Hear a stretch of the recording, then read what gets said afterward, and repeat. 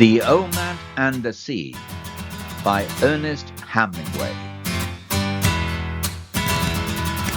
Part 9.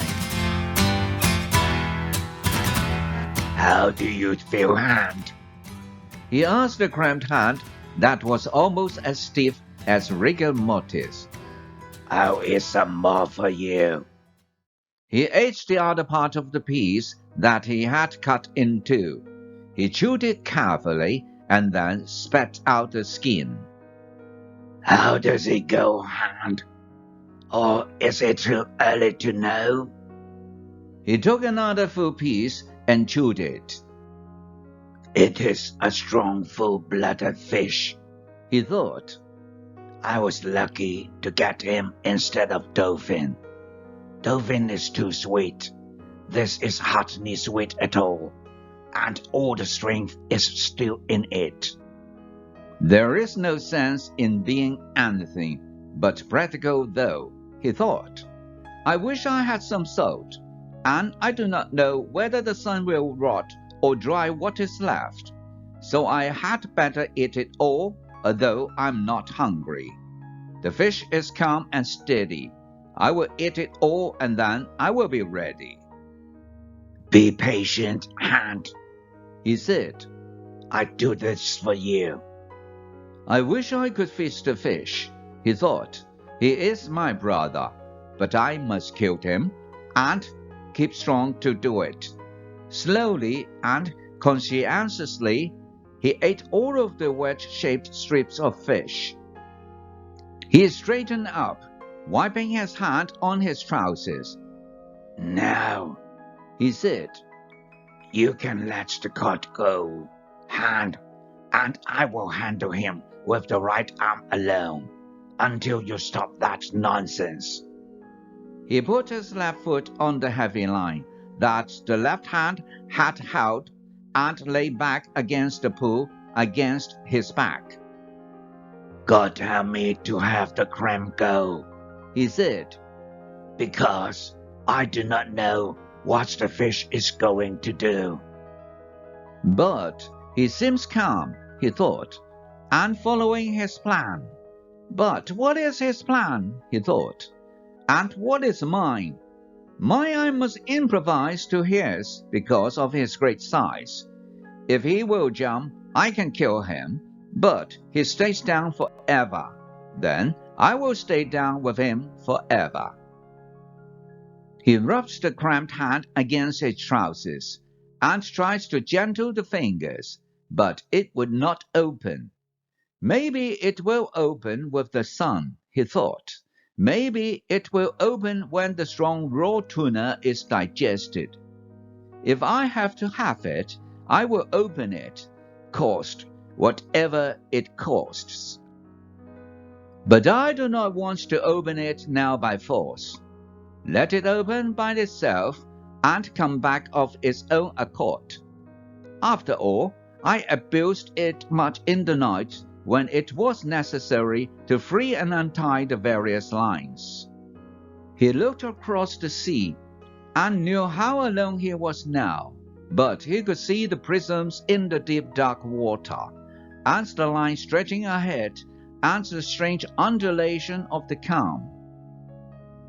The clouds were building up now for the trade wind, and he looked ahead and saw a flight of white ducks etching themselves against the sky over the water, then blurring, then etching again, and he knew no man was ever alone on the sea.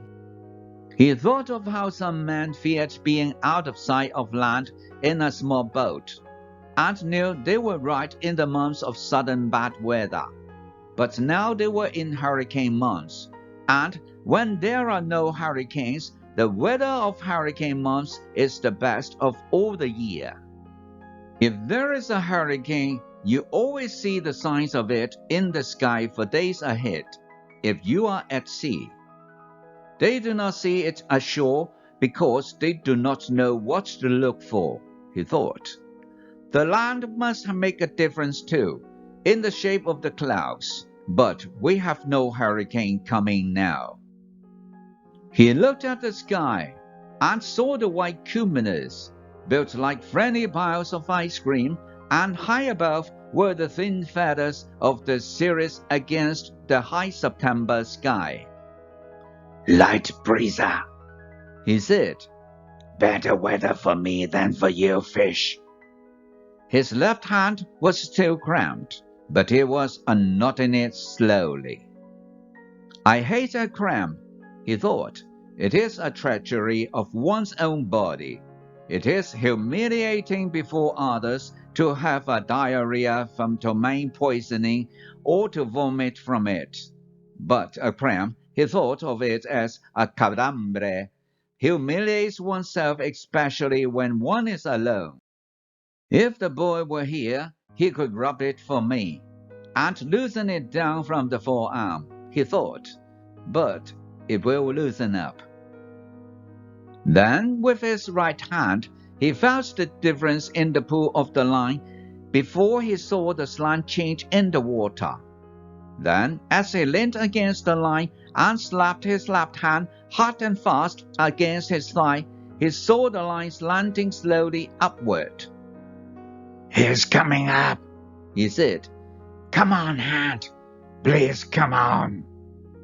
The line rose slowly and steadily, and then the surface of the ocean bulged ahead of the boat, and the fish came out.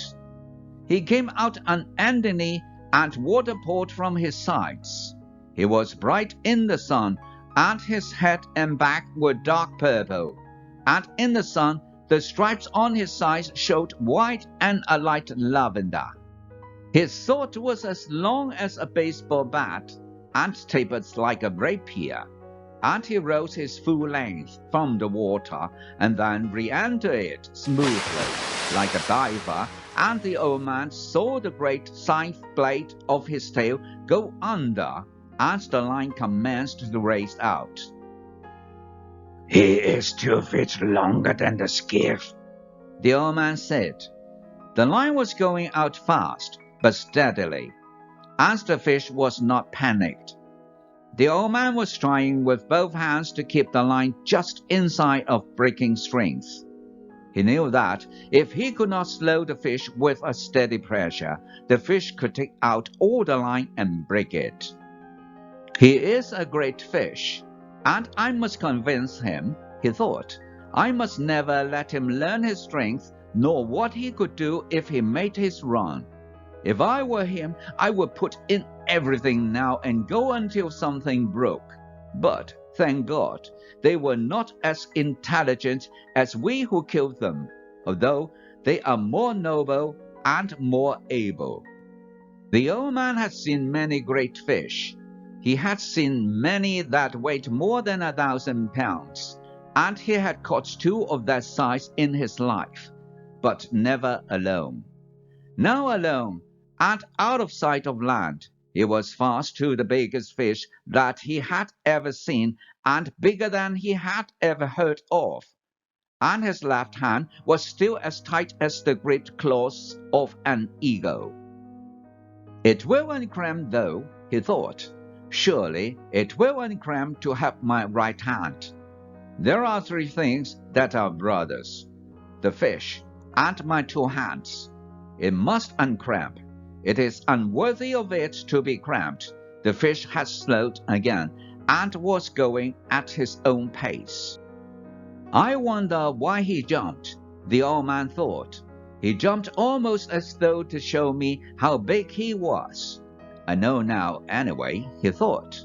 I wish I could show him what sort of man I am. But then he could see the cramped hand. Let him think I am more a man than I am, and I will be so. I wish I was the fish, he thought, with everything he has against only my will and my intelligence. He settled comfortably against the wood, and took his sovereign as it came, and the fish swam steadily, and the boat moved slowly through the dark water. There was a small sea rising with the wind coming up from the east, and at noon the old man's left hand was uncramped. Bad news for you, fish, He said. and shifted the line over the sacks that covered his shoulders. He was comfortable but suffering, although he did not admit the suffering at all. Thank you for watching. This is the end of part 9, to be continued in part 10. If you like the story, please like, share, and subscribe.